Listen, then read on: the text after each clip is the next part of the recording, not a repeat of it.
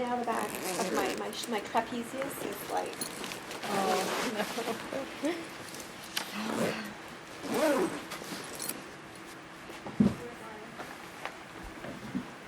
Okay. Do I have my agenda for today? Oh, a little too low. Okay. I always ask for a paper agenda. In case we make changes, I want to be able to make notes on the fly. Now, next meeting you won't have to do this, but this meeting I'm supposed to have a paper agenda. Well, I don't know who's going to be elected, right? But this is the last time Natalie is I vote for officially Barbara. responsible for providing me with the paper agenda. I vote for Barbara.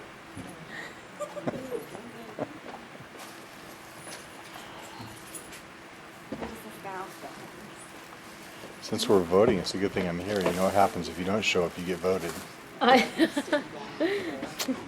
Be bad.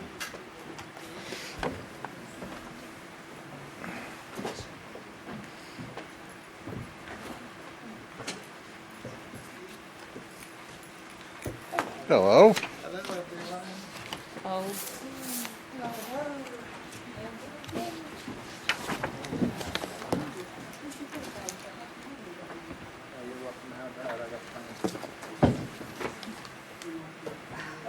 That's for you. I swag you guys. Very nice. Oh, thank you. This is what I use for a briefcase, and then I have it's pretty grubby. We're live and ready. Awesome. All right. It is Wednesday, May 20th, 2015, and I would like to call to order this meeting of the Open Space and Ecology Committee. Can we now... Before we get started, can I make a quick announcement? Sure. Right now, at City Hall, there is a reception in the conference room of all the photographs, some of the photographs of the fire hydrants. So come and see the fire hydrants pictures. That's it. Yeah, I've seen them. They're wonderful. Now, I'm going to suggest that we go ahead and adopt the agenda as is, because Natalie and I really wrestled it into the ground this time, because we haven't. And then some things, well, I suspect will just have to be carried over because we frankly have too much for today. So let's just, my personal recommendation, if the committee agrees, is to just charge at it and see what we get done. Let's do it. All right. Can I have a motion? Oh, thank you, Glenn. I'll make a motion. All in favor? Aye. Thank you so much. Okay, oral communications. I have an oral communication. This is for the public, and we have no public. Well, this Okay. is from a member of the public who sent Okay. it to me. Oh, okay, very good. Oh, sorry, Request sorry. that I bring it to the Open Space and Ecology meeting on this evening. And actually, this member of the public is my next door neighbor. And Thank she you. kindly wrote it down in an email. Oh, thank you, So Glenn. I've Nice. made Yes. copies. I think I've made enough copies. If not, we'll share. That one had handwriting on it. Was that your notes, Glenn? or I is made your it on scratch paper. Oh, thank so, you. just happened that way. No, I appreciate Good for that. you. No, she recycled the paper. Yep. Absolutely. So does everybody have one? Yes. Okay. So my neighbor's on the Complete Streets Committee, and you can read all this for yourselves. Let me try to summarize it quickly.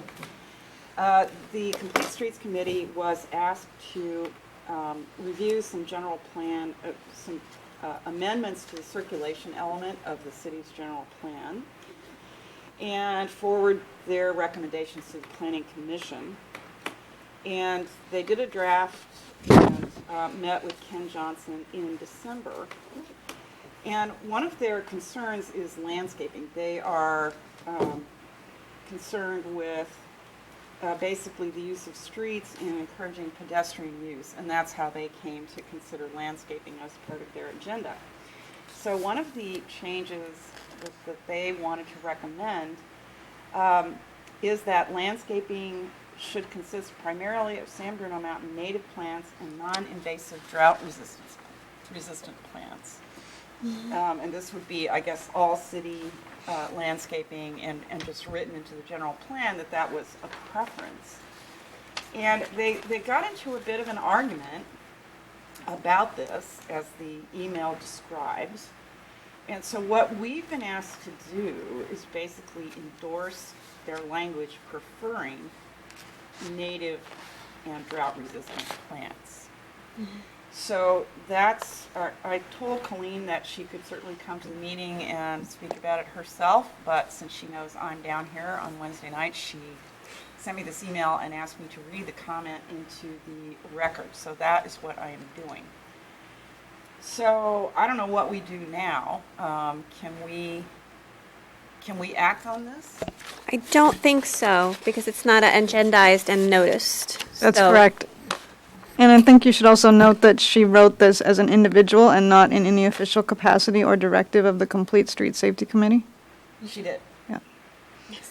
She did. So I guess you can decide if you want to agendize this at the next meeting.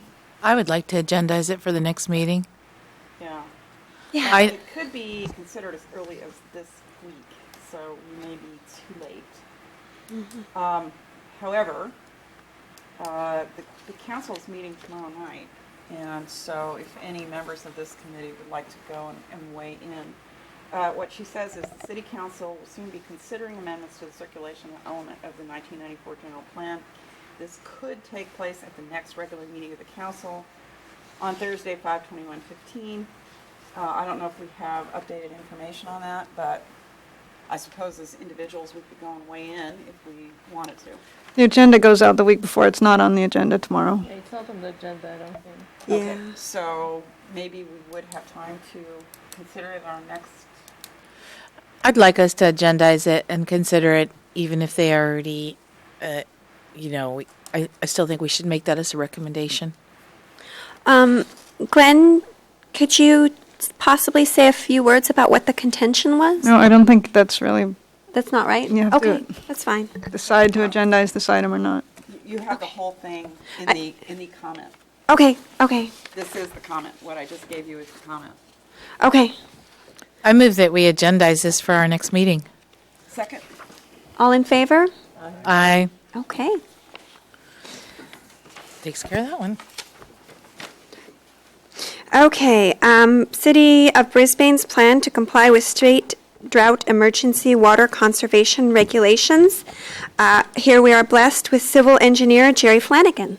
So we've asked Mr. Flanagan to speak to the committee tonight to have you be informed and to publicize information about the state requirements related to the drought, because the city's starting to put information out, and this came up at the last meeting, and there's a lot of nuance to what we're required to do, what we've been required to do in the past, and how we implement those requirements. So he's our expert, and I'm going to hand it over.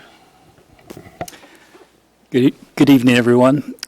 I appreciate this opportunity to speak with you tonight. I will give a brief overview of the events leading up to the recent adoption of the state's emergency conservation regulation, and then speak more specifically to these recent regulations. On January 17th of 2014, Governor Brown proclaimed a state of emergency due to the projected drought conditions and called upon everyone to reduce their water use by 20%. This triggered San Francisco PUC, that's our water wholesaler, on January 31st, 2014, to declare a voluntary 10% reduction in water use by all its 26 wholesale customers. The regional response from this 10% voluntary reduction has been very good. We've reached well over 10% of our goal. So San Francisco had no reason to declare any mandatory reductions.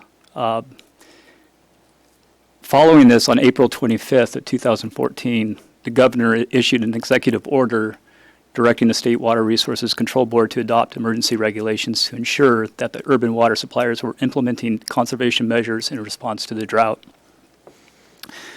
On July 28th, 2014, the emergency regulations to increase water conservation practices for the state went into effect, prohibiting certain outdoor water uses.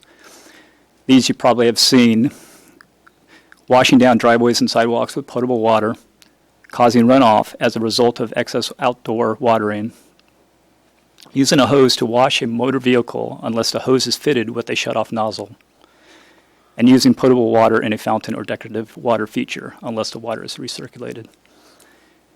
In response to these actions, the city prepared a water shortage contingency plan that established 4 levels of drought response actions.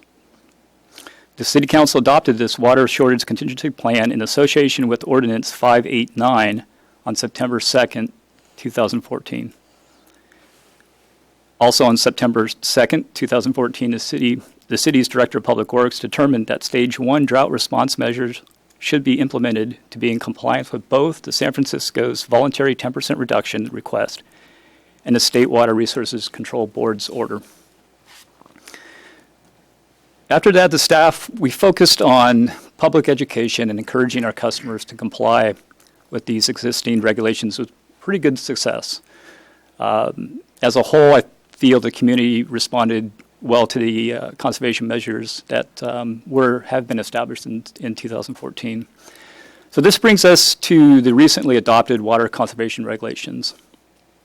As everybody knows, on April 1st of 2015, so when the governor issued the executive order directing the State Water Resources Control Board to impose the restrictions on water suppliers to achieve a statewide 25% reduction in potable urban usage through February 2016.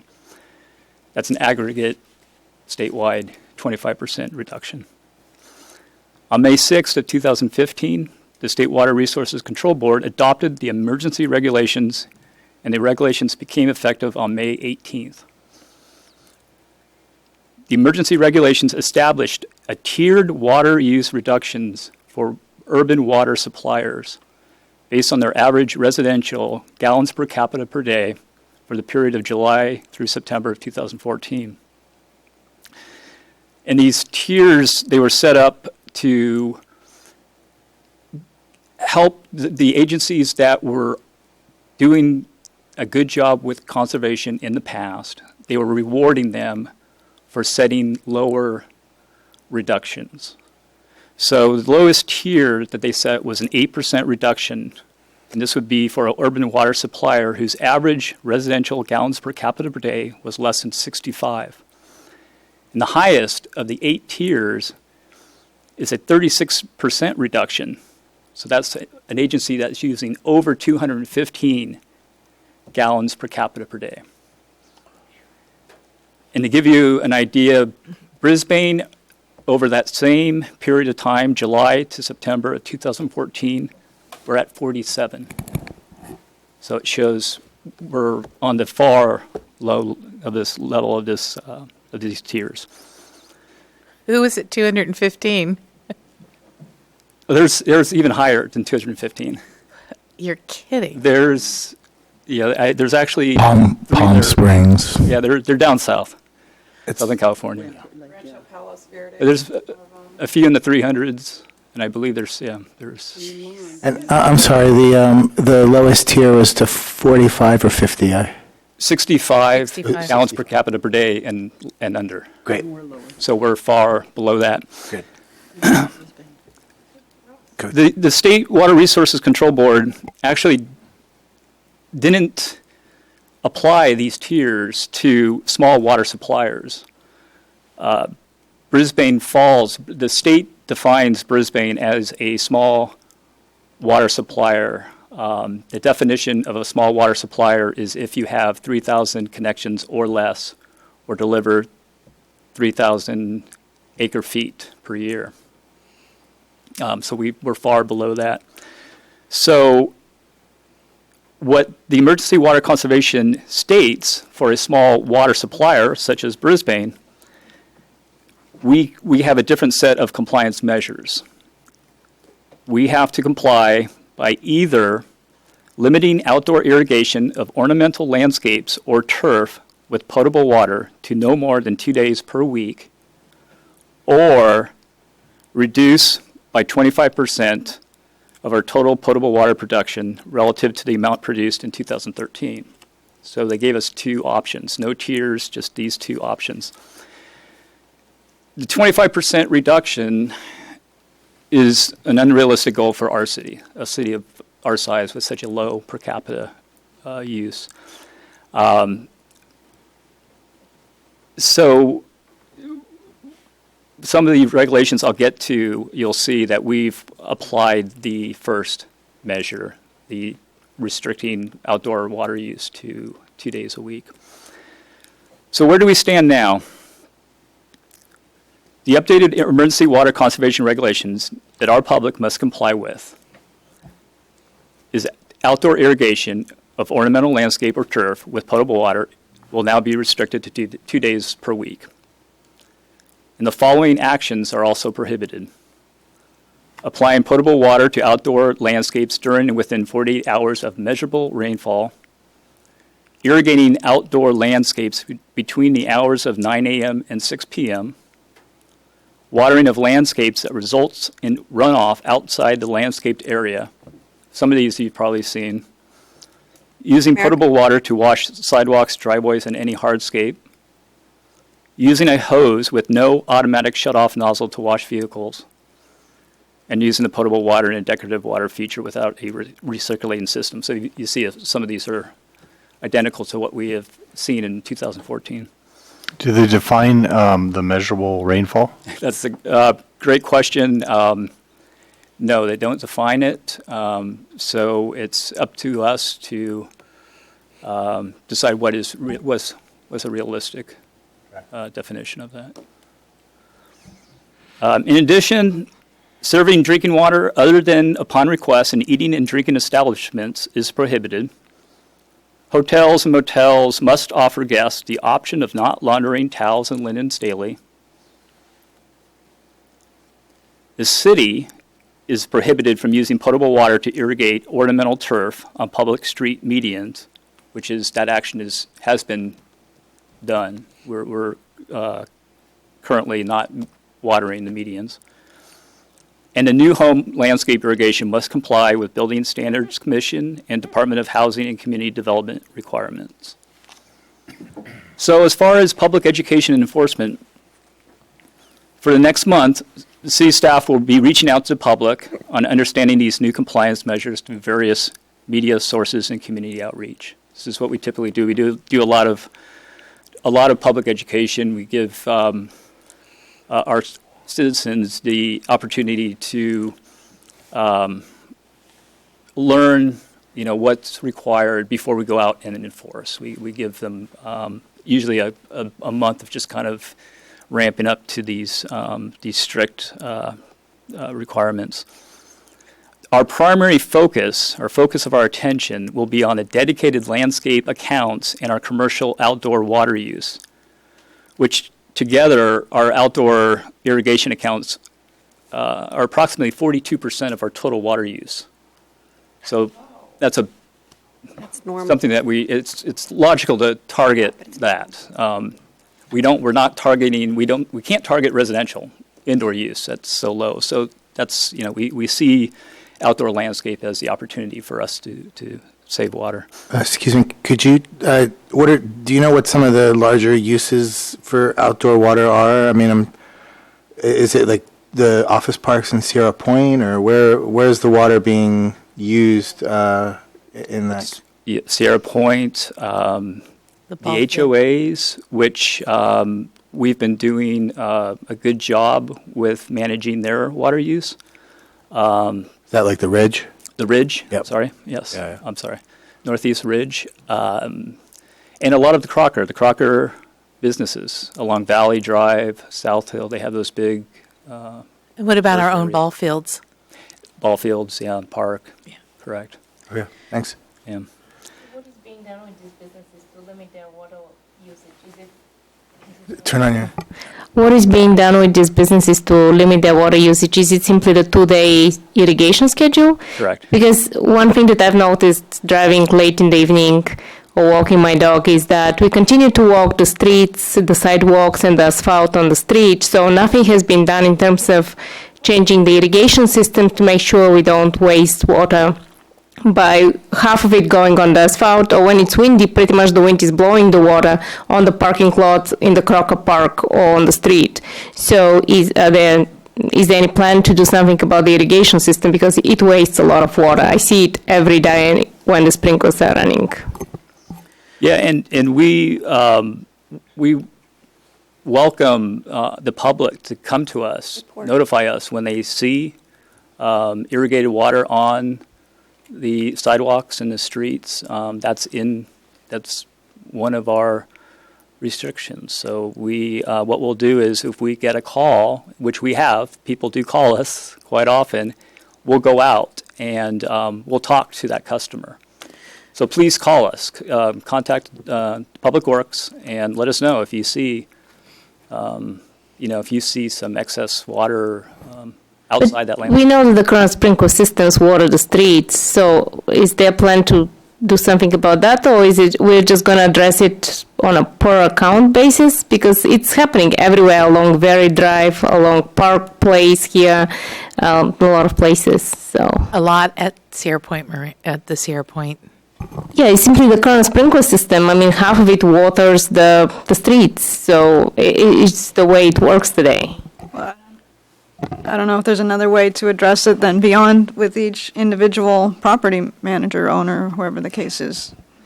Well, drip They're irrigation responsible. is certainly more effective than sprinkling in terms of water conservation. Right.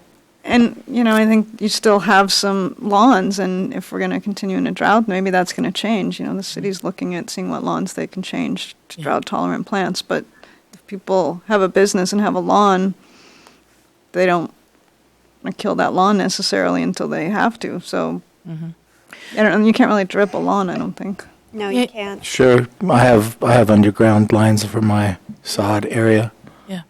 Oh, okay. Jerry, how much water is used in dust mitigation measures at both the quarry and at the soils processing and the soils recycling places? Your mic is Oh, yeah, it's on. I'm not talking very loud. They probably turned it down. So how much water is being used there, and is that potable water they're using for that? Yeah, I don't have that information. Okay. That's another source of a lot of water use. I was just going to say to that, the Chronicle has reported they are using potable water at Candlestick, and they're doing it for health reasons. People have complained, and so the response was they're doing it for health reasons, so I'm assuming they're probably doing the same thing here. I don't know that, though. Yeah, I think last time this came up, it is usually potable water, just because, unfortunately, if you That's spray what there is. something around that isn't, then you might have problems down the road. So, yeah, and that's what they can get. So are we still bleeding I assume we still bleed the system because of the chloramamine that we use, our water system? Yes, as needed. And that just goes down the drain, right? Yes, we do, where feasible, we'll try to collect it, but in general, and we do limit the amount of flushing that we have to do in the system. But at times, it's necessary to. So maybe it's time we thought outside the box a little bit and maybe got a water storage system so that we can capture that water and then treat it appropriately and use it for irrigation. Yeah, I think Or also where people could go and fill up water for Yeah. irrigation. the problem we have in Brisbane is the areas that need the flushing are in the higher areas where it's difficult to get resources up there, and the flushing is done at a high velocity.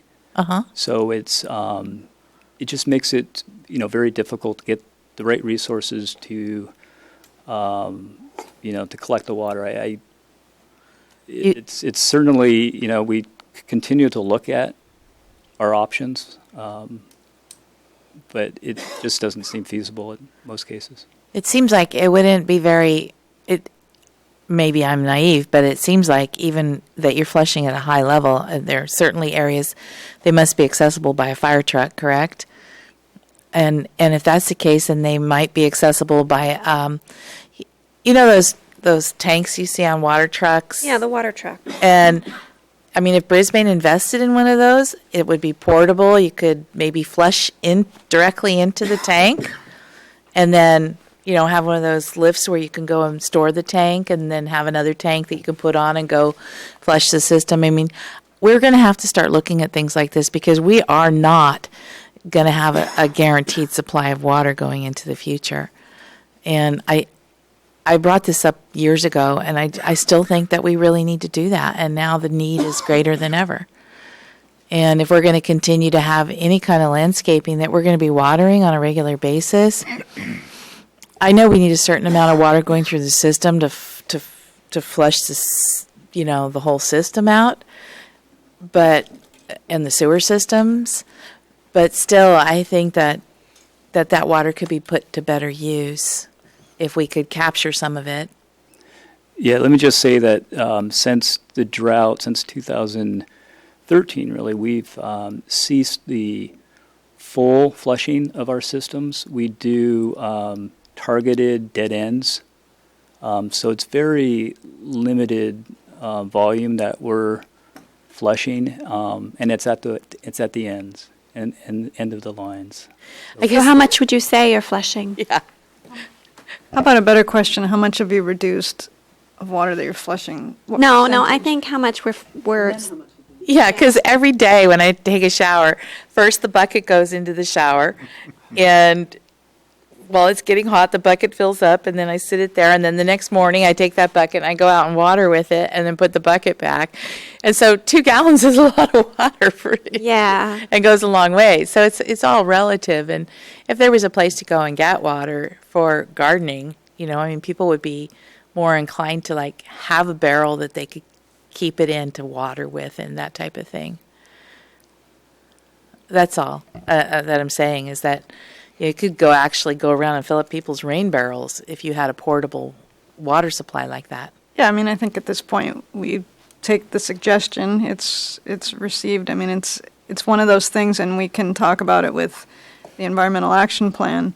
Everything costs money, and we have to choose which things we spend money on, but water is a limited commodity. So, you know, at this point, I don't think Jerry can say, okay, I'll start that program or not, but the suggestion. Come on, Jerry, step You're up. giving the suggestion to the right person. Let's say that. Especially, I mean, that water could easily be used for dust mitigation measures and put the onus on those people who already own the truck to come and collect the water in the meanwhile. Yeah, they've already got water trucks. And in the meantime, as we're thinking about this, I would like some estimates on how much water is being purged from the system in raw units. I really would, if that's possible. Because if we're talking about 100 gallons, maybe not. But if we're talking about, 10,000 gallons over the course of the year, then we're going to respond to that differently.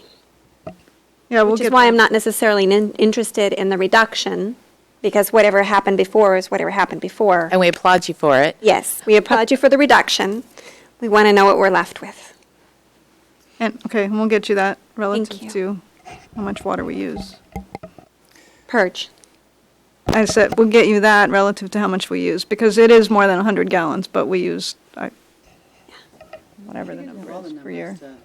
Get a good Yeah. overview of what that looks like. Yeah, I mean, I would have to say how much we've already saved is an important number because it'll also give us an idea of how much there might be left to save. If we've already saved, let's say 80%, then we might be, approaching a point of diminishing returns in terms of the resources needed to save an additional 5 off that original, So I think getting all those numbers would be helpful. Thank you. I had a couple more questions, but I'd like to know if anybody else on the committee had questions. Okay. So I believe our water handout that we hand out at the Community Day in the park, says that Brisbane averages 30 gallons per person per day.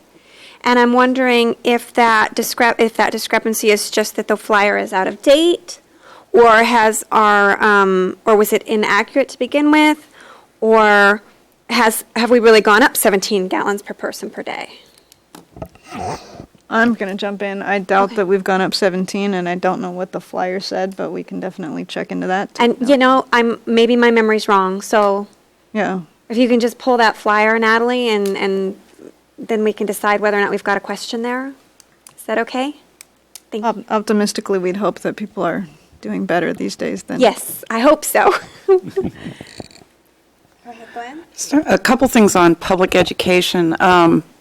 Composting is supposed to help soil retain water, and I've noticed that since I've been applying compost to my yard, it does seem to be doing better with low water. So I wonder if the city is including measures like that in its public education plan.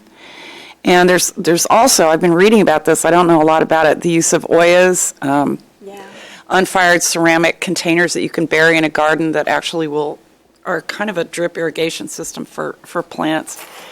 And it might be great if, for people who like to garden, if the water department would look into some things like that, maybe publicize them, or maybe it would be even possible to get them to people at a discount.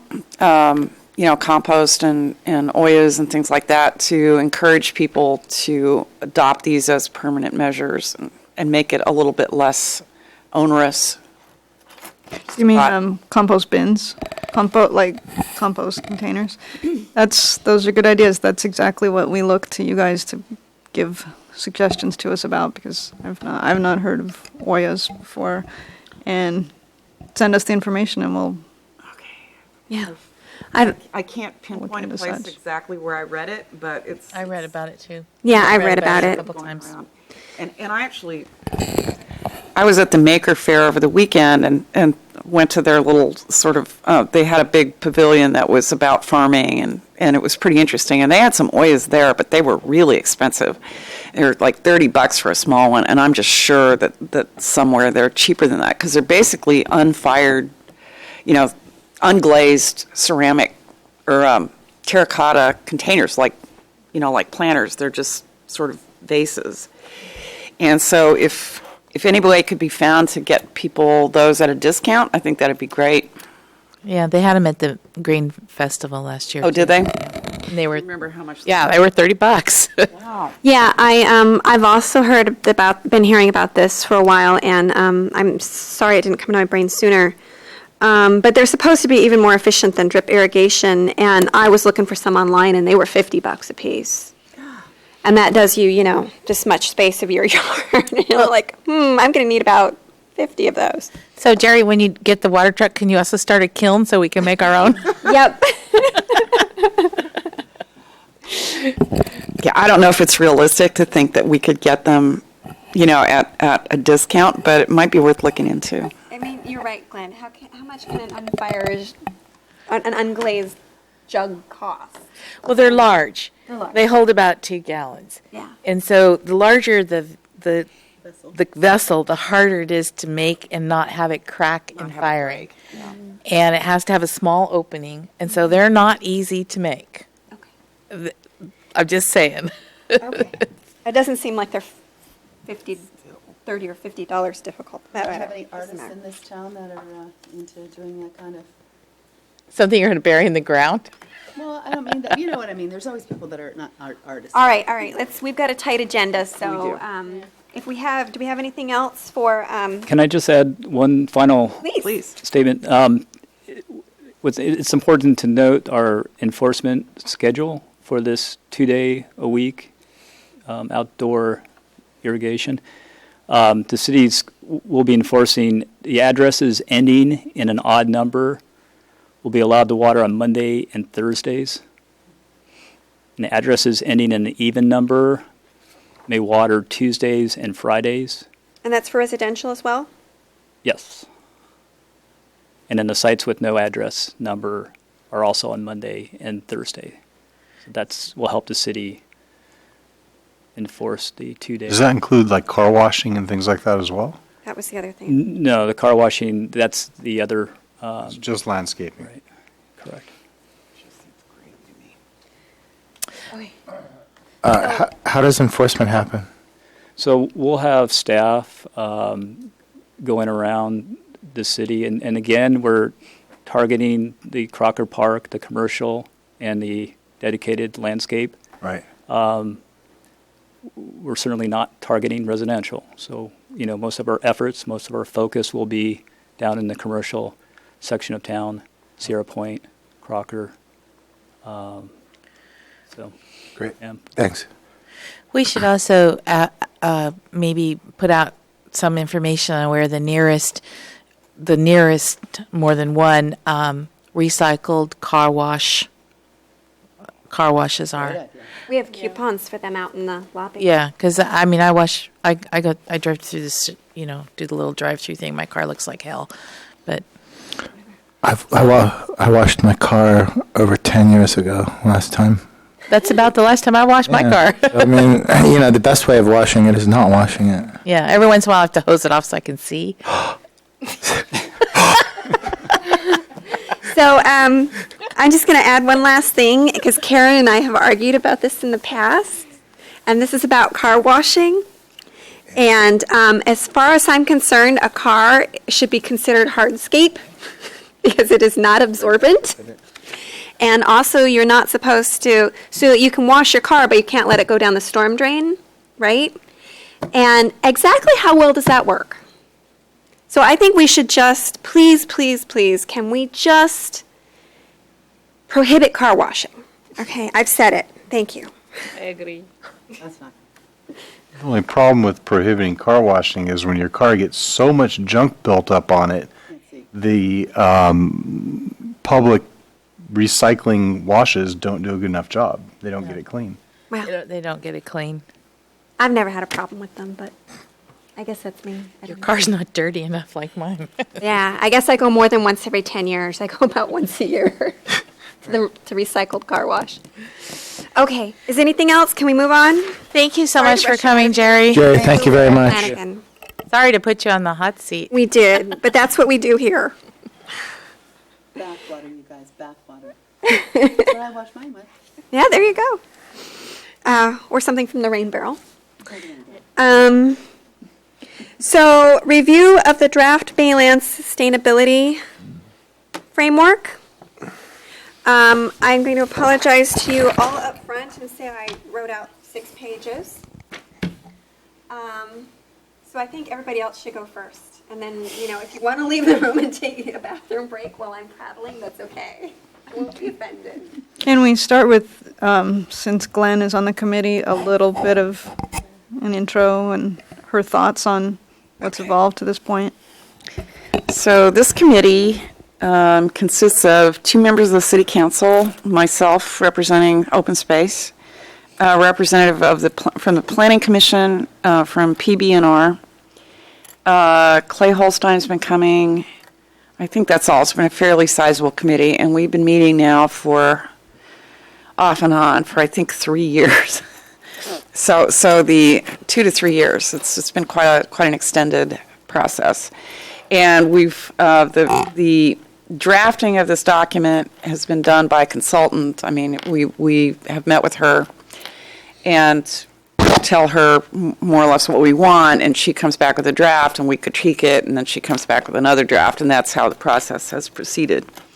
The design of this document, and let me underline, it's a framework, meaning that it is let's call it a living document, and it is supposed to provide guidance for construction on the Baylands.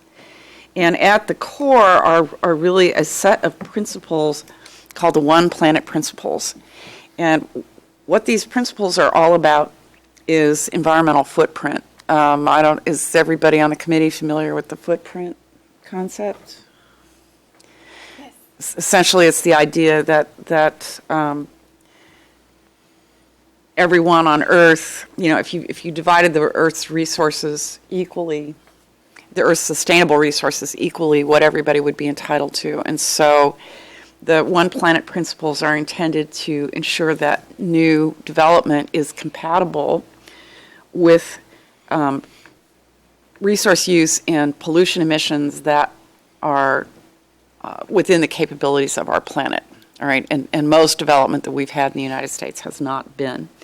And so there are 10 principles, and for each principle, We've identified a set of key performance indicators and also made a number of suggestions about how to implement these principles in the actual process of construction and use of the Baylands. So that's really how the document is designed. And I don't know if you've had a chance to read it. I'm hoping that people have. But I'll just go through the principles quickly, which are on page 2. Zero carbon buildings, zero waste, sustainable transportation, local and sustainable materials, local and sustainable food, sustainable water, protecting open space and habitat, protecting culture and heritage, economic vitality with equity and ecology, and health, safety, and happiness. So it's a fairly comprehensive set of principles that is intended to apply to all aspects of the development, both when it's built and when it is operating. So I feel like stopping there, and maybe if people have questions, I can try to answer them. I have a question. Sure. Any questions for Glenn? I perused the document, skimmed through it, and read what parts jumped out at me, interested me the most. But at the very beginning was something that kind of bothered me a little bit, and that was that there's no enforcement. So it's a great guidelines, it's a great idea, but how do we get, so we open up the Baylands and people start building out there, how do we get them to actually follow this? Actually, there are some enforcement provisions in this document. In various parts of the document, you'll see, if you read it carefully, there are principles for measuring and monitoring. We've specified that funding for enforcement and monitoring and maintenance ought to be included in the project. And so, as I said, they're principles, right? It's not written yet. The first but- page, it said it was not enforceable, they were just recommendations. And Would these things some of these principles be included and requirements be included in a development agreement possibly? Yeah, I think that's the idea. Okay. Right. That was the point of the exercise, development is being contemplated for the Baylands. And so we did this as an aspirational document, but also one that would inform an agreement that the city makes with the developer. Yeah, so once it's in a development agreement, then I believe it's enforceable. Yeah, I mean, this particular document isn't.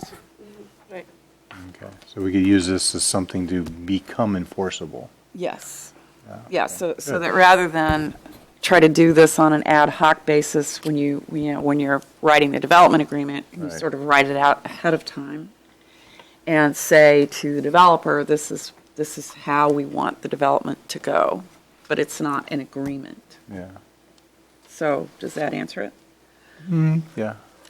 Time will tell. Any other questions for Glenn? No, but just a comment on that. One of the reasons that it's not a set of laws that are enforceable is that what Glenn said, it's a living document. And since it's a changing environment technologically and socially and everything else, that if it was a law, it would have to be constantly being updated to keep up with technology. Whereas if it's a framework and guidelines, then each agreement can be approached on what is the most current. So, for example, right now we have buildings that have development agreements out at Sierra Point that don't meet this, and won't meet this because this framework wasn't there then, and they have a less than stellar, green development agreement with us. So if we have this framework in place, then each time we approach a new development, we can use this as our guideline and say, well, current state is you need to meet, LEED what's ever higher than platinum, titanium, diamond, whatever the current thing is. And in some cases, the current thing will be, sorry, you can't meet it, you can't build it. That'd be nice. Yeah, I mean, I know every time they do, development, redevelopment projects, they almost invariably turn out poorly. yeah, and it's tragic because we just keep squandering and squandering and squandering until we pass sustainability limits that we're never going to be able to go back on, and it'll just, I'll be from Which mood. is getting closer and closer. Yeah. Don't get me started. I'm in a negative mood about that today. It's not enough sun, that's all. All right. Any more questions for Glenn, or do we want to actually start discussing the document? I just have one comment. Reading through some of the sections, like energy and zero waste, I didn't see in these sections as much focus on how can we reduce waste or usage, but more focus on how can we generate energy in a different way, or how can we recycle waste in a way to get to 0% to landfill. But at the same time, reading later in the food section, it talks about go boxes and like reusable containers. To me, it seems like there should be a little bit more focus on how can we reduce usage so that we don't need as much energy, and also how can we reduce waste so that we don't need all this vacuum tubing system for, disposing of waste, because if we use more reusable containers and there is not so much single-use disposable containers, we wouldn't need to recycle as much waste. So it seemed to me that there is a need a little bit more for a more responsible usage of things, and that could complement and the more efficient energy generation or waste recycling. But I was wondering how the committee looked at it. Well, I think we felt pretty much similarly, and we felt that we had done that where we could. So, for example, I have an older version of this than you guys. I just had it printed out already, so I brought it. But under the summary approach on building, the first paragraph says, building design in the Baylands will emphasize passive reductions in energy loads first. So this is an example of, an approach to usage that says first you reduce waste, right? First you reduce use. As far as food waste is concerned, there's kind of a limited amount we can do as far as restaurants, right? And go containers and things like that. I mean, And what a simple example that I have is, even today in the Madhouse Cafe, when you go for coffee, even if you're sitting in a coffee shop, they'll still give you a disposable cup. And to me, that's a waste which, we could address today.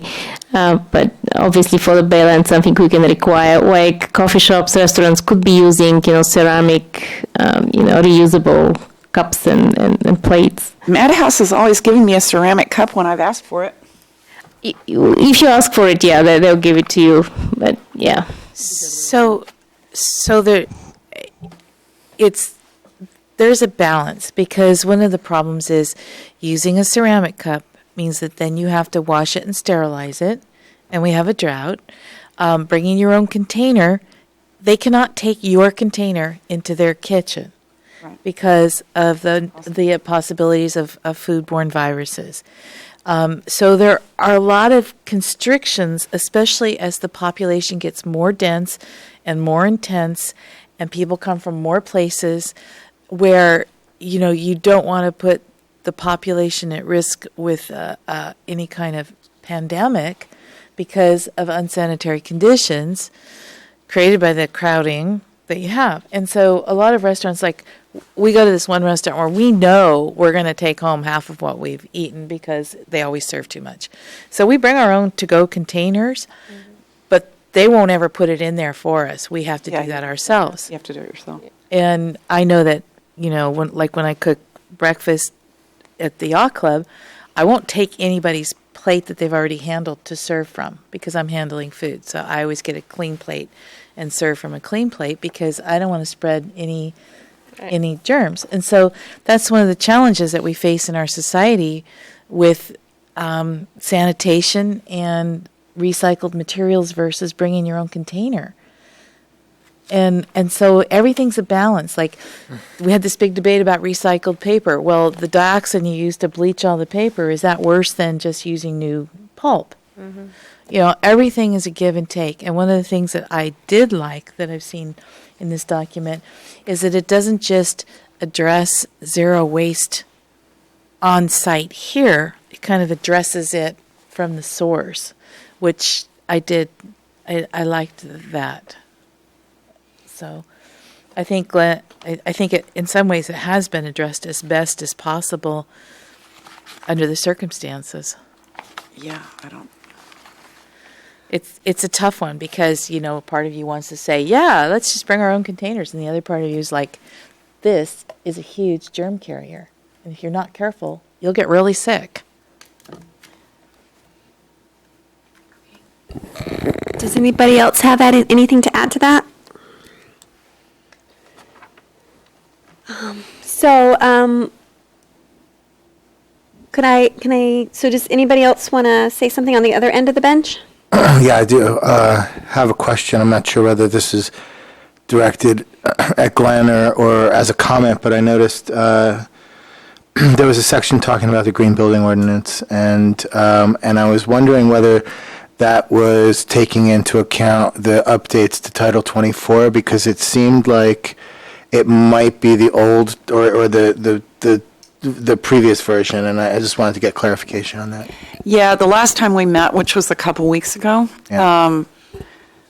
I noted, and other members of the committee noted, several places where this document needed to be updated, and that's one of them.